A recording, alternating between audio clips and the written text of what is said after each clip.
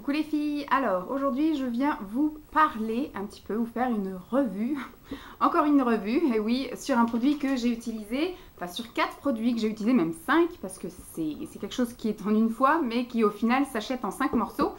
Et donc je vais vous faire une petite revue dessus. Alors cette petite chose c'est ceci, donc c'est de mon copain PB Cosmétiques. Alors je ne sais pas si ça va être une vidéo avec plusieurs revues de blush ou plusieurs produits de PB Cosmétiques, ou si je jase assez pour que celle-ci en fasse une complète avec les photos.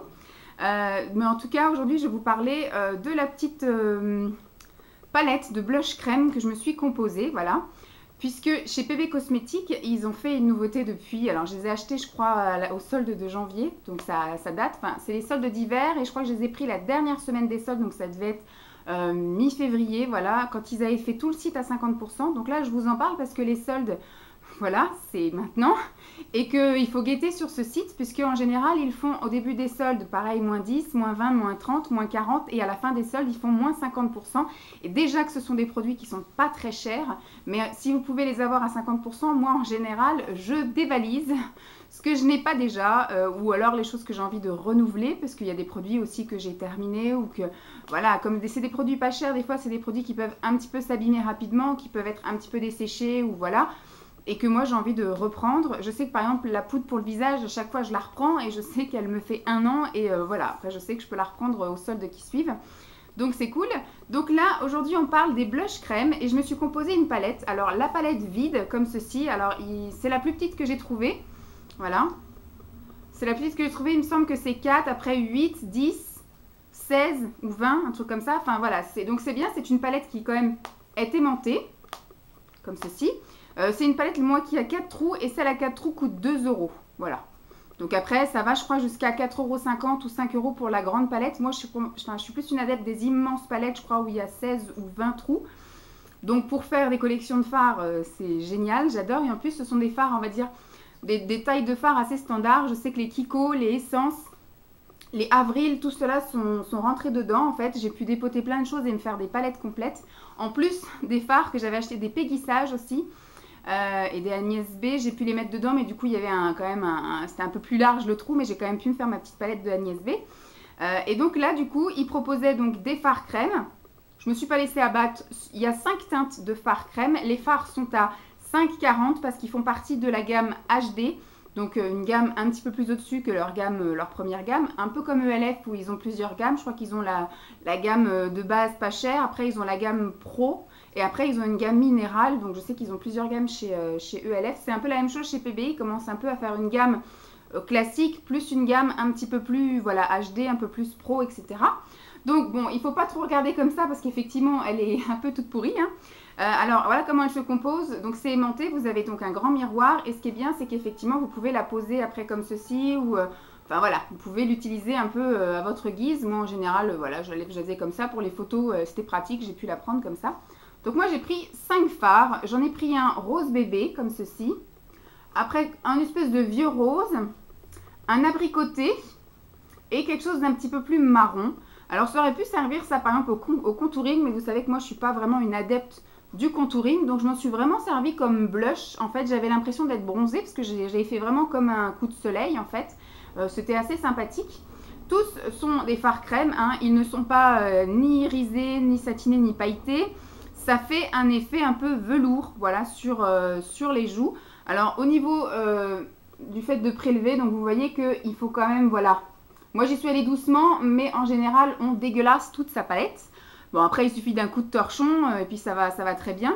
Et puis même, en fait ça a un peu, enfin c'est pas que ça a séché, mais effectivement ça fait effet poudre. On a l'impression que quand on applique quelque chose d'un corps gras sur le visage ça migre, mais ça fait un peu comme les fards crème Color Tattoo, etc. Ce sont des choses qui se transforment en poudre un peu quand vous les appliquez. Donc en fait, ils ont une très bonne pigmentation. En tout cas, enfin, vous allez voir une série de photos après. Je trouve que les photos ne rendent pas justice à la réalité, mais c'est vraiment... Alors je vous ai fait après des swatchs, là ça rend un petit peu mieux. Mais par contre, voilà, il s'applique très bien. Moi, en général, je trempais mon pinceau, je tapotais, je faisais 3 tas comme ça. Et après, du coup, j'estompais, je travaillais, je chauffais un peu effectivement la matière pour que ça se répartisse bien et que ça soit un peu fondu, voilà. Au tout début, ce que je faisais, c'est que je repassais après un coup de poudre dessus parce que j'avais peur que ça bouge. Mais je me suis très vite rendu compte qu'au final, non, ça se transformait instantanément en fait en poudre, en velours. Vraiment, ça s'adaptait à ce que j'avais sur le visage et ça ne bougeait plus, ça ne migrait plus. Par contre, voilà, le seul truc, c'est que je trouve qu'en fin de journée, c'est légèrement parti.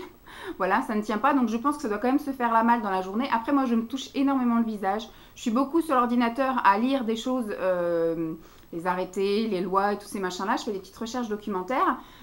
Et ben du coup, je suis beaucoup à mettre mes mains comme ça sur le visage. Donc, c'est vrai que le blush en prend un coup.